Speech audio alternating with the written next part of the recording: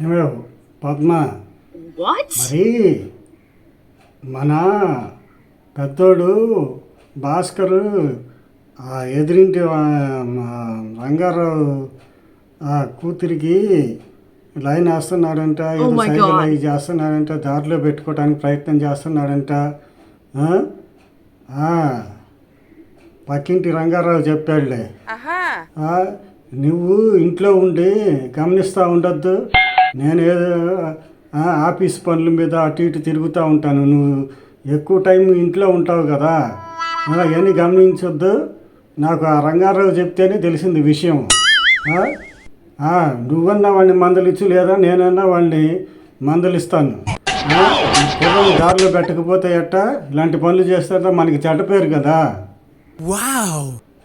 అంటే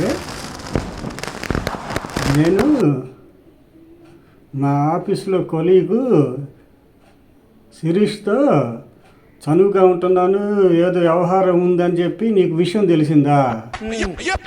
నేను మా ఆఫీస్కి వచ్చి ఏమి అనకుండా, ఏమీ తెలియనట్లు మెలకుండా ఉన్నావా? ఓహో, విషయం అదా. ఆ, ఆ, మనం పెద్దవాళ్ళం కరెక్ట్గా ఉంటే వాడిని వేలెత్తి చూపించవచ్చు అంటావా? సరే సరేలే. అయితే నీకు విషయం తెలిసిందనమాట, అన్నీ తెలిసి కామ్గా ఉన్నావు.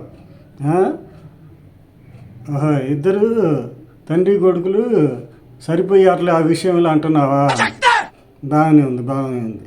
సరే సరేలే, ఇంకా ఏమి అనలేదు. కానీ మరి మన అబ్బాయి కదా. సరే సరే, నేను ఇంక నుంచి జాగ్రత్తగా ఉంటాను. జాగ్రత్తగా ఉన్న తర్వాతనే వాడికి నేను బుద్ధి చెప్తాను. నువ్వు కూడా జాగ్రత్తగా ఉండమని చెప్పు. నేను జాగ్రత్తగా ఉంటానులే ఇక నుంచి.